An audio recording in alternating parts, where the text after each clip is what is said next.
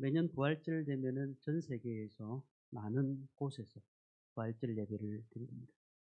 우리나라에서는 낮 예배는 각 교회별로 드리고요. 그리고 지역별로 부활절 연합 예배를 드립니다.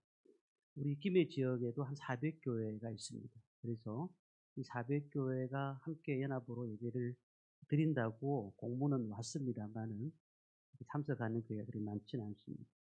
장류가 좀 떨어져 있잖아요. 김해 지역과. 그래서 장류연합회가 별도로 있습니다. 장류에서도 이렇게 장류 대성교회를 중심으로 해서 예배를 드리고 있고요. 원래 우리 진영에서도 아시는 분 아시지만은 이곳에 예배를 드렸습니다. 그런데 한 5년 전부터 예배를 드리지 못하고 있습니다. 진영 분들이 오후 예배에 김해까지 가기가 힘듭니다. 오늘 보니까 김해 중앙교에서 전체 예배를 드리더라고요. 근데 오늘은 우리가 갈 수 없는 것 같습니다.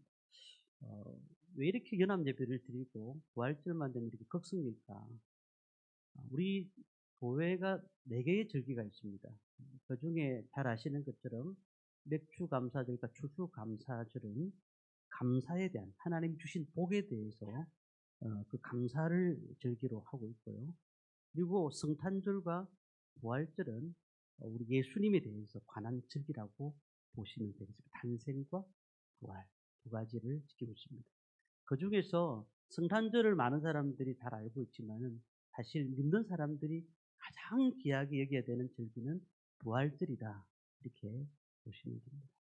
지금 기독교 영향을 받았던 서양의 문화들을 보면은 부활절이 되면은 한 달 전부터 축제가 이렇게 이루어지고요. 그리고 그 부활절에 많은 사람들이 굉장히 많은 영향력을 받는 것을 보게 되는데요. 이 우리가 예수 믿는 사람들이 부활이 어떤 마음을 가지게 됩니까? 우리에게 큰 은혜가 되고 큰 소망이 되고 큰 즐거움이 된다는 사실이죠. 예수님께서 십자가에 달려 3일 동안 계셨다가 부활하셨다. 그리고 그 부활 때문에 우리는 어, 주님이 부활의 첫 열매가 되시기 때문에 우리는 언젠가는 또한 예수님이 재림해 오시는 그날에 우리도 첫 열매가 되셨던 주님 따라서 부활한다는 사실을 믿고 있다는 것이죠. 그래서 우리가 그렇게 뭐 소망적인 얘기만 가지고 갈 것인가? 아니죠. 지금 이 삶에서 우리는 부활의 소망과 능력을 가지고 살아야 된다는 겁니다. 가장 그 부활절이 우리에게 어떤 은혜를 주고 있는가? 오늘 우리는 정말로 그 부활의 소망을 가지고 살고 있습니까? 우리 삶에 부활의 능력을 지금 나타내 보이고 있습니까? 어느 교회 한 성도가 있었습니다. 이 성도는 어, 자기 교회에 새로운 신자가 왔습니다. 그랬는데 교회에 찾아왔는데 누가 그분에게 말하지도 않았는데 그분에 찾아가가지고 얼마나 잘해줄 줄 몰라요. 필요할 때마다 옆에 앉아주고 그리고 먹을 것을 주고 그리고 가정의 문제를 위해서 기도하겠다고 하고 그 외에 여러 가지 재정적인 어려움이 있을 때 재정도 몰래 도와주었고 그러니까 이 성도가 찾아와서 이 사람이 최신자가 찾아와서 아니 당신은 나한테 왜 이렇게 잘해줍니까? 라고 물었습니다. 그랬더니 이분이 하는 말씀이 나에게는 부활의 소망이 있습니다. 라고 말했다는 겁니다. 부활의 소망이 있어서 나는 새로운 그 은혜를 받았기 때문에 이렇게 많은 사람들에게 그 소망을 전달하고 싶습니다. 라고 말을 했다는 겁니다. 오늘 우리는 부활의 소망을 갖고 계십니까? 많은 사람들에게 그 부활의 소망을 전달하고 있습니까? 오늘도 우리는 하루가 너무 힘들지 않습니까? 낙심되지 않습니까? 근데 우리는 예수님께서 부활하셔서 우리에게 큰 은혜를 주시고 소망을 주셨고 오늘도 그 능력으로 살기를 원하시는데 불구하고 우리는 지쳐서 낙심하고 늘 힘들어하며 하루하루를 살아가고 있다고 하면은 우리는 부활의 영향력을 받지 못하는 사람이다 라고 볼 수가 있습니다. 예수님께서 죄와 사망에서 우리를 구원하시기 위해서 십자가에 달려 돌아가셨습니다. 십자가에 달려 돌아가신 시간이 금요일 날 오전 9시죠. 그리고 오후 3시에 운명하셨으니까 6시간 동안 십자가의 고통을 당하십니다. 나의 하나님, 어찌하여 나를 버리시나이까? 이 말씀을 중심으로 해서 주님께서는 절규하십니다. 그리고 이 성부 하나님의 외면 속에서 예수님께서 운명하실 때에 자연적인 현상이 나타났잖아요. 마태복음 27장 45절 보니까 제6시로부터 온 땅에 어둠이 임하여 제9시까지 계속되더니, 아니 그 해가 빛을 잃어버리고 3시간 동안 어두움이 되었다라고 얘기를 하고 있습니다. 그리고 또한 하나 더 51절에 보면은 이에 성소 휘장이 위로부터 아래까지 찢어져 둘이 되고, 여기에서 보면은 성소가 찢어졌다라고 얘기하는 거예요. 해가 빛을 잃고 어둠이 되었다라는 것은 우주적인 슬픔을 말하는 것입니다. 성소의 휘장이 갈라졌다는 것은 하나님과 사람과의 막고 있는 죄의 담이 허물어졌다는 것을 얘기하고 있는 거죠. 그리고 예수님께서는 뭐라고 하시면서 돌아가십니까? 아버지여, 내 영혼을 아버지의 손에 부탁하나이다 하고 운명하셨습니다. 그런데 그 운명하는 모습을 많은 사람들이 봤어요. 십자가를 못 박았던 그 백부장이 보았는데, 그가 누가복음 22장 47절에 이렇게 말을 했어요. 백부장이 그된 일을 보고 하나님께 영광을 돌려 이르되 이 사람은 정녕 의인이었도다. 가까이서, 그가 십자가를 못 박았던 사람이었고 100명의 군사를 거냈던 그 사람이, 그 모든 일을 주관했던 사람, 그 대장이 예수님의 십자가를 직접 지휘했던 사람이 보더니 그분은 정말 의인이었다라고 얘기합니다. 그 앞에 가까이 모였던 구경꾼들도 전부 다 그 얘기를 했습니다. 무서워했습니다. 자기 가슴을 두드리면서 내가 잘못했구나. 그러니 돌아가 버렸어요. 예수님을 아는 사람들은 어디 있었을까요? 물론 그 앞에 십자가 앞에 있었던 사람들도 있었지만 다 멀리 떨어져 있었습니다. 제자들과 많은 사람들이 멀리서 떨어지고 있으면서 멀리서 주님이 십자가를 지는 것을 바라보고만 있었다는 거죠. 그리고 이들을 보십시오. 그들은 아무 말하지 않고 가만히 있다가 주님이 십자가에 못 박히시는 모습을 보며 가슴 아파하면서 돌아갔는데, 예수님이 죄인이요 십자가에 못 박아야 합니다 라는 그 사람들이 그 앞에서 그 모습을 보고 난 다음에 내가 죄인입니다, 주님은 의인입니다 라고 고백을 했던 것입니다. 우리는 저는 이 말씀이 우리에게 주는 의미가 있다고 생각합니다.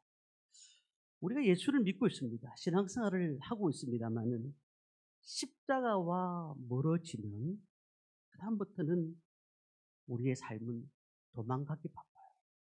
근데 십자가와 가까워지면은 어때요? 늘 주님이 말씀하시는 말씀이 들리기 시작하는 겁니다. 우리가 신앙생활은 적당히 믿는 것이 아닙니다. 신앙생활은 주님과 어떻게 하든지 가까이 가야 돼요. 어떻게 붙어가야지만 주님의 그 음성을 들을 수 있고 주님께서 우리에게 하신 말씀을 알 수가 있는 겁니다. 오늘 예배 생활도 그렇습니다. 기도 생활도 그래요. 그리고 말씀 생활, 어떤 면에서 주님과 가까이 갈 때 주님 앞에 우리의 삶이 내가 죄인이구나, 주님은 의인이구나, 하나님께서 나에게 말씀하시는 것이 이것이구나 들리기 시작하지만 멀리 떨어져서 가게 된다고 하면, 그러면 그 말씀이 들리지 않을 뿐더러 나에게 문제가 생기면 여차하면 도망갈 수 있는 사람이 될 수가 있다는 겁니다. 오늘 본문의 말씀 보면은 요한은 부활 아침에 일어났던 사건들을 자세히 기록하고 있는 것을 보게 됩니다. 안식 후 첫날 주일 새벽에 막달라 마리아와 다른 여인들이 함께 주님의 무덤을 찾아갔습니다. 왜 찾아갔을까요? 주님의 시신의 향유를 붓기 위해서입니다. 그들의 마음이 얼마나 무겁겠습니까? 예수님 그렇게 우리에게 말씀을 전해주셨고 능력을 행하셨고 우리 삶에 놀라운 은혜를 주셨던 그 예수님이 돌아가셨다는 사실에 그가 정말 힘들었을 것입니다. 그뿐만 아니라 자기들이 거기 가서 로마 군병들 앞에서 이 불을 옮겨야 되는데 옮겨주겠느냐 라는 그 걱정들이 앞섰던 겁니다. 종교 지도자들은 어땠을까요?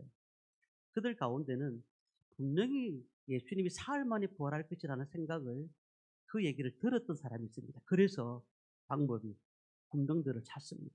그리고는 그 앞에 더 잘 지켜라, 돌을 주면서 잘 지키라고 얘기를 한 겁니다. 자, 그 새벽에 무덤을 찾았던 그 여인의 마음, 지난 사흘 동안 벌어졌던 일들이 있습니다. 채찍을 당하시면서 그 채찍의 그 아픔을 그들은 그 눈으로 보았지 않습니까? 그리고 십자가에 못 박히신 모습을 그들은 보았습니다.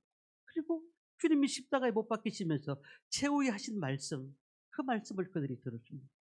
그리고 이제 다 끝나고 난 다음에 무덤에 안치한 모습을 또한 보았습니다. 그런데 웬일일까요? 이제 무덤에 가서 향주를 발라드리려고 무덤 앞에 섰더니 아이고 세상에 무덤 입구를 막았던 돌이 열려 있는 것입니다. 들어가 보니까 예수님의 시신이 없어요. 이 여인이 충격에 빠진 것입니다. 이 사복음서를 종합해 보면은 그때의 상황들을 얘기하면서 그 무덤에 비어 있다는 사실을 알고 막달라 마리아는 막 제자들에게 달려갔고요. 다른 여인들은 그 앞에 있었다는 것을 알 수가 있습니다. 막달라 마리아가 달려간 곳은 베드로와 요한이 있는 곳이었습니다. 베드로 요한이 지금 낙심하고 있었습니다. 그들의 삶에 우리는 어떻게 해야 되나? 이제 다시 생업으로 가야 되지 않느냐라고 그런 고백도 하고 있는 데도 있었고, 이 수제자인 베드로는 지금 주님 앞에 세 번이나 부인했다는 그 마음에 자책감을 가지고 너무 힘든 가운데서 그 낙심하고 있었는데 갑자기 와서 뭐라고 하고 있습니까? 주님, 시신이 사라졌다라는 얘기를 하는 겁니다. 그러니까 베드로 요한이 어떻게 합니까? 무덤에 도착합니다. 빨리 뛰어갑니다. 왜 예수님의 시신이 사라져? 누가 가져간 것이야? 하면서 뛰어가는데 요한은 무덤 밖에 있고 베드로만 안에 들어가서 주님의 시신을 확인하고 있는 겁니다. 오늘 말씀에 보면 보다라는 말이 세 번이 나와요. 이 헬라의 언어에 보면 보다라는 말이 6번이 나오는데 6종류가 나와요. 그런데 오늘 보니까 세 번의 보다가 나와요. 요한복음 20장 5절의 말씀 보니까 구부려 세마포 놓은 것을 보았으나 들어가지는 아니하더니. 자, 세마포 놓은 것을 가지런히 세마포가 놓여진 거 아니겠습니까? 보았다는 것은 아무 생각 없이 보았다는 것이에요. 자, 근데 6절, 7절 보니까 시몬 베드로는 따라와서 무덤에 들어가 보니 세마포가 놓였고 또 머리를 썼던 수건은 세마포와 함께 놓이지 않고 딴 곳에 썼던 대로 놓이더라. 보았다. 이게 보았다는 것은 자세히 보았다. 자, 8절 말씀은 우리가 함께 읽도록 하겠습니다. 우리 같이 8절 말씀을 읽겠습니다. 그때야 무덤에 먼저 갔던 그 다른 제자도 들어가 보고 믿더라. 이때 보다는 너무 다른 의미가 있는 겁니다. 이제는 실체를 보았다는 겁니다. 사실은 이것을 보았다는 것은 정확하게 얘기하면 마리아가 시체가 없어졌다는 사실을 알았다는 얘기도 되지만 그 마음속에 주님이 하셨던 그 부활을 조금씩 알게 되었다는 말로도 해석이 되는 것입니다. 유대인의 장례 절차가 어떻게 되는 줄 아십니까? 유대인의 장례 절차는 향유에다가 헝겊, 다시 말하면은 세마포를 적셔가지고 그리고는 시신에다가 똘똘똘 말습니다. 그리고 머리는 이렇게 입이 벌어지니까 그게 또 맙니다. 그러니까 전부 다 향유를 적셔가지고 다 세마포를 말아서 똘똘똘 굽는 것이죠. 처음에 예수님이 십자가에 못 박히고 오후 3시 운명하실 때 누가 찾아왔을까요? 아리마대 요셉과 또한 니고데모가 찾아왔습니다. 자, 니고데모가 찾아왔는데 요한복음 19장 39절 말씀 보면은 일찍이 예수께 밤에 찾아왔던 니고데모도 몰약과 침량 섞은 것을 100리터라쯤 가져온지라. 자, 니고데모가 잘 사는 사람이에요. 100리터라고 하면 엄청난 돈입니다. 33kg 되는 그 향유를 메고 와가지고 예수님을 씻깁니다. 문제는 무엇입니까? 그날이 돌아가신 날이 안식일 전날이라는 거예요. 안식일 얼마 남지 않았어요. 그래서 빨리 이 시선을 이렇게 감아야 되고 장사를 지내야 되지 않습니까? 그러니까 너무 급하게 하다 보니까 대충 하고 거기다가 아리마대 요셉 무덤에다가 장사를 한 것입니다. 자, 그러니 지금 여인들이 왜 왔을까요? 여인들이 이 모든 것이 아직 정리가 안 됐기 때문에 다시 향유를 가지고 깔끔하게 정리하기 위해서 이 향유를 가지고 다시 오게 된 것입니다. 다시 와서 진짜로 하려고 보니까 장례를 마무리하려고 보니까 이 무덤이 문이 열려 있었고 그리고 예수님의 시신이 없어진 것입니다. 우리가 그 무덤 보면서 예수님의 부활에 대해서 생각을 했을까요? 그 여인들이 생각하지 않았다는 것이 9절에 나옵니다. 9절 말씀을 한번 보겠습니다. 그들은 성경에 그가 죽은 자 가운데서 다시 살아나야 하리라 하신 말씀을 아직 알지 못하더라. 부활을 주님의 시신이 없어졌는데도 불구하고 예수님께서 그렇게 성경에 말씀하셨고 또한 그렇게 말씀하셨던 내용들을 아직도 깨닫지 못했다고 얘기를 하고 있습니다. 예수님의 부활의 말씀, 약속의 말씀을 잊어버렸다는 겁니다. 우리가 왜 성경을 알아야 되는지 아십니까? 우리가 지금 삶에 일어나고 있는 일들이 많습니다. 그러면 우리 앞에서 일어나는 일들이 답답하게만 느껴집니다. 그런데 말씀을 알면은요, 하나님이 이렇게 일하시구나 라는 것을 깨닫게 되는 거예요. 말씀을 모르면 답답함만 느껴집니다. 우리 인생 가운데 하나님의 약속을 믿고 있습니까? 그 약속이 그냥 저 먼 사람에게 해당되는 말씀입니까? 아니면 나에게 해당되는 말씀입니까? 그 말씀이 지금 우리에게 온다고 하면은 그 말씀이 우리 삶 가운데 역사하는 거죠. 그런데 인간의 연약함 가운데 그렇게 부활을 말씀하시는데 불구하고 그들은 부활을 알지도 못했고 그리고 무서워하기만 했다는 사실입니다. 우리가 잘 아는 말틴 루터, 이 사람이 종교개혁을 했습니다. 오직 성경, 오직 믿음, 오직 은혜. 이 슬로건이 있죠. 3대 슬로건을 내세웠습니다. 근데 평생 홀로 주님을 섬기다가 이제 결혼을 했습니다. 결혼을 하고 난 다음에 종교개혁을 했는데요. 근데 종교개혁을 하니까 얼마나 많은 사람이 핍박이 오는지 몰라요. 얼마나 많은 사람들이 그냥 종교개혁에 대해서 반대하는지 몰라요. 그래서 말틴 루터가 이제 내가 종교개혁을 포기해야 되겠구나. 내가 할 수 있는 게 아니구나. 라고 생각을 했습니다. 그런데 갑자기 결혼했던 부인이 상복을 입고 나타났습니다. 그리고는 루터가 누가 죽었냐? 라고 물으니까 그 부인이 하는 말이 하나님이 오늘 돌아가셨다고. 하나님이 돌아가셨다고. 무슨 말을 하느냐? 어떻게 그렇게 불경한 말을 하느냐라고 얘기했는데 아내가 말하기를 하나님이 살아계신다면 왜 당신이 낙심하느냐? 왜 당신이 낙심하느냐? 그렇게 반문하는 거예요. 말씀 있다가 그 말에 정신을 차렸다는 거예요. 목숨을 걸고 종교개혁을 하지 않았습니다. 오늘 우리가 요한을 통해서 왜 이 말씀을 9절 말씀을 기록했을까요? 우리의 연약함은 그들도 마찬가지고 우리도 마찬가지라는 거예요. 우리도 그런 연약함 가운데 있습니다. 늘 예배를 드리고 말씀 앞에 순종합니다. 그렇게 고백을 하고 주님 앞에 서고 있지만은 문제만 딱 만났다고 하면은 성경이 보이지 않습니다. 문제만 보입니다. 하나님이 보이지 않는 거예요. 그렇게 삶을 살고 있지 않습니까?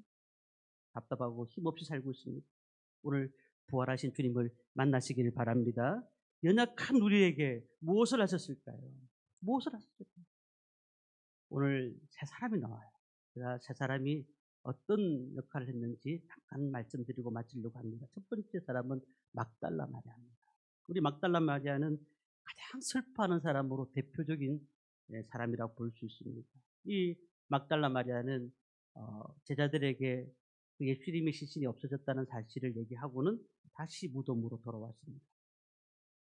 그런데 그 여인이 있는 곳에 왔는데 갑자기 보니까 어떤 사람이 자기에게 이런 얘기를 하는 겁니다. 13절 말씀입니다. 우리 같이 한번 읽겠습니다. 천사들이 이르되 여자여 어찌하여 우느냐 이르되 사람들이 내 주님을 옮겼다가 어디 두었는지 내가 알지 못함이니이다. 자, 천사들인데 천사들 앞에서 그가 사람처럼 보이니까 그렇게 말을 한 겁니다. 그렇게 얘기할 때에 누군가가 옆에 있습니다. 14절, 15절 말씀을 보겠습니다. 15절입니다. 예수께서 이르시되 여자여 어찌하여 울며 누구를 찾느냐 하시니 마리아는 그가 동산직인 줄 알고 이르되 주여 당신이 옮겼거든 어디 두었는지 내게 이르소서 그리하면 내가 가져가리이다. 예수님이 옆에 계셨는데도 불구하고 예수님이 있으신 것을 보지 못하니까 당신 혹시 동산직이 아닙니까? 혹시 예수님의 시신을 당신이 옮겼습니까? 그 시선을 좀 달라고 그렇게 부탁하고 있는 모습을 보게 됩니다. 지금 예수님이 바로 옆에 계셨어요. 그런데도 막달라 마리아는 알 수가 없습니다. 왜요? 지금 마음에 슬픔이 더 크니까요. 우리나라에도 또한 우리 교회도 우리 가정에도 개인에도 늘 누구만 옵니까? 슬픔이 오잖아요. 그런데 우리 한 가지 알아야 됩니다. 우리 옆에는 누가 계십니까? 하나님이 계신다는 거예요. 주님이 계신다는 거예요.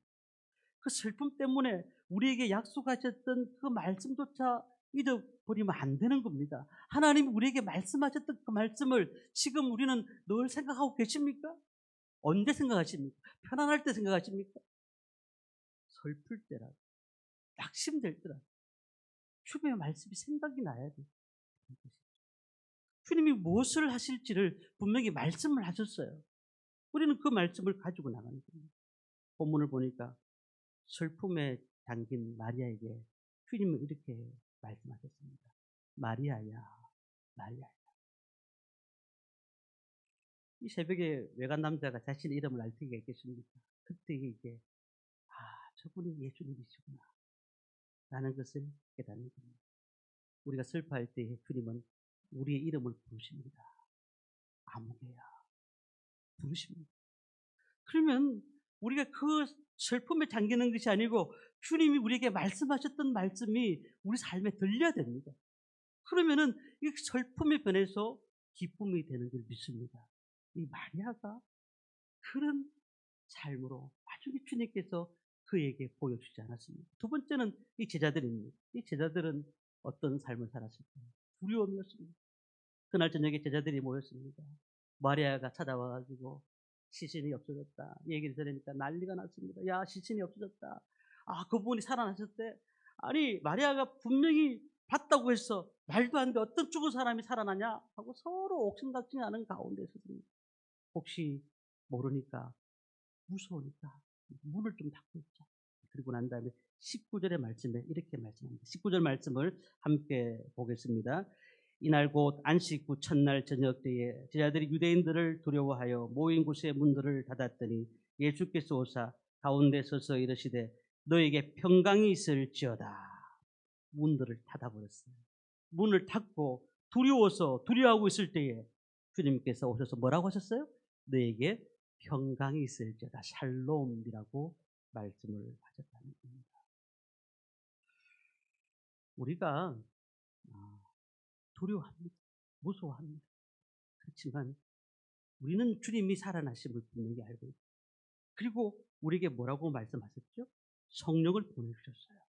성령을 보내주셨어요. 그렇다고 하면 우리가 이 땅에 살아가는 것이 힘들어할 필요가 없는 겁니다. 20절, 21절 말씀 보면은 이렇게 말씀합니다. 이 말씀을 하시고 손과 옆구리를 보이시니 제자들이 주를 보고 기뻐하더라. 예수께서 또 이르시되 너희에게 평강이 있을지어다. 아버지께서 나를 보내신 같이 나도 너희를 보내노라. 우리의 삶이 어떻습니까? 물론 지금 전쟁이 일어나가지고 참 한 치 앞도 모르는 삶을 살고 있습니다.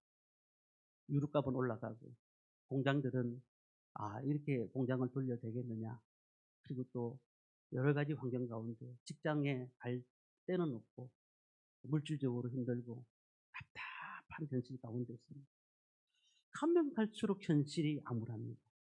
지금 제자들이 모였을 때도 그런 거예요. 평생 동안 주님을 따라다녔는데 지금 자신은 건진 것도 없을 뿐만 아니라 두려움 가운데 있습니다. 그런데 누가 나타나셨을까요? 예수님께서 나타나셨습니다. 그들에게 너희에게 평강이 있을지어다. 오늘 이 말씀이 우리 삶 가운데 임하시기를 원합니다. 누가 우리를 여기까지 인도하셨습니까? 누가 여기까지 인도하셨습니까? 여러분들이 하셨습니까? 여러분들이 열심을 다해서 살아가지고 여기까지 오셨습니까? 아닙니다. 하나님이 여기까지 인도하십니다. 주님께서 여기까지 인도하셨기 때문에 내가 여기에 와보니 그렇구나. 하나님이 나를 여기까지 인도하셨구나. 저는 목회를 하고 있습니다만 목회를 누가 인도하셨습니까? 하나님이 인도하셨습니다. 와보니까 사례비 한 푼 받지 못하고 이 교회를 사역을 하고 있었지만 근데 와보니까 하나님이 굶어 죽지도 않게 하셨고 하나님의 은혜를 주셔가지고 주님의 일들을 감당할 수 있다는 그 얼마나 감사합니다. 하나님이 하셨기 때문에 우리가 주님의 일들을 하고 있고 이 자리에 있다는 사실을. 그렇다면 오늘 제자들에게 나타나셔서 평강이 있을지어다. 그 말씀들이 우리 가운데 임해야 됩니다. 이 제자들이 어때 됩니까? 나중에 사도행전에 보시면은 아시겠지만 이들이 성령을 충만히 받고 난 다음에 예수님의 정인이 됩니다. 그리고는 모든 요한을 빼놓고 모든 제자들이 다 순교를 당합니다. 그 마음에 평강이 있습니다. 어려운 가운데서도 살 수 있는 힘이 있었던 것이죠. 그 가운데서 주님의 은혜를 주셨습니다. 23절의 말씀 보면 너희가 누구의 죄든지 사하면 사해질 것이요 누구의 죄든지 그대로 두면 그대로 있으리라. 그리고 마지막 동작하는 인물은 도마인데 도마는 보십시오. 나는 못 믿겠다라고 얘기하잖아요. 도마가 예수님께서 뭐라 하시죠? 도마야 와서 내 손에 내 손가락을 넣어봐라. 그리고 예수님께서 29절에 이렇게 말씀하십니다. 너는 나를 본고로 믿느냐 보지 못하고 믿는 자는 복되도다. 우리는 도마를 욕할 거 없습니다. 우리가 모든 것이 우리의 얘기입니다. 성경의 인물들이 그렇게 간증을 하고 이렇게 우리가 믿음을 가지라고 얘기하는데도 우리는 못 믿겠습니다. 주님 보여주옵소서라고 얘기하는 것이 우리의 인생이라는 것이죠. 오늘 십자가와 부활을 믿으실 때에 하나님의 놀라운 산 소망이 일어나게 될 줄 믿습니다. 로마서 10장 17절에 마지막으로 이렇게 말합니다. 그러므로 믿음은 들음에서 나며 들음은 그리스도의 말씀으로 말미암는다. 오늘도 말씀을 들으세요. 그 말씀을 내 말씀으로 받아들이세요. 그 말씀을 붙잡고 사세요. 그러면은 이 땅의 두려움 가운데서도 주님께서 우리를 버리지 않겠다고 말씀하셨던 그 놀라운 역사가 우리 가정 가운데 임하게 될 줄 믿습니다. 오늘도 하나님께서 신구약 통해서 말씀하셨던 그 말씀이 그 레마의 말씀을 우리가 붙잡고 오늘도 살아가야 됩니다. 말씀을 정리합니다. 이 얘기만 하고 제가 말씀을 마치려고 합니다. 어느 날 3대 독자를 잃었던 한 어머니가 석가모니를 찾아왔습니다. 석가모니를 찾아와서 하는 말이 죽은 자기 아들을 살려달라는 겁니다. 석가모니는 하도 어이가 없어가지고 물끄러미 쳐다보다가 이런 말을 했습니다. 그래, 내가 당신의 아들을 살려주겠소. 근데 조건이 하나 있습니다. 부인이 저 동네에 들어가서 아무도 고통을 당하지 않는 사람을 찾아가서 그 집에서 겨자씨 하나를 가져오시오. 아무도 고통을 당하지 않는 그 사람 집에 찾아가서 겨자씨를 하나 가져오시오라고 얘기했습니다. 이 부인은 그런 사람이 있을 것 같아서 그 사방을 다 돌아보았습니다. 그런데 그런 사람이 한 명도 없었습니다. 다시 왔습니다. 그런 사람을 찾으려고 했는데 없었습니다. 구할 수가 없었습니다. 그러니까 석가모니가 하는 말이 그렇지요. 죽음의 비애란 모든 집 인생에게서 다 일어나는 일인데 그대의 아들이라고 왜 당하지 않겠습니까? 그리고는 석가모니 자체도 인간의 불행 문제에 대해서 무엇인지 알지 못하다 고민하다가 그는 고민만 하다가 죽음을 당했다는 겁니다. 오늘 우리 부활의 사건이 뭘까요? 슬픔에 모든 잠겼던 막달라 마리아와 그리고 그냥 너무 두려움에 잡혔던 제자들, 직접 확인하지 않기 전에는 믿지 못했다는 그 도마, 그 가운데서 주님이 찾아오셔서 그들이 내가 여기 있다. 내 평강이 너에게 있을지어다 라고 말씀하시면서 우리에게 힘을 주셨던 겁니다. 오늘도 우리가 부활의 주님을 만나시기를 바랍니다. 어려운 일이 있습니다. 힘든 일이 있습니다. 아픔이 있습니다. 답답함이 있습니다. 말 못할 문제가 있습니다. 하지만 부활하신 주님만 손만 잡고 있다고 하면은 우리 인생에 주님의 놀라운 역사를 경험하게 될 줄 믿습니다. 두려워하지 마십시오. 삶의 문제 앞에서 두려워하지 말고 담대하게 떠벅떠벅 한 발 한 발 걸어가십시오. 하나님의 역사를 경험하게 될 줄 믿습니다. 그렇게 사는 저와 성도님 되시기를 주님의 이름으로 축원합니다.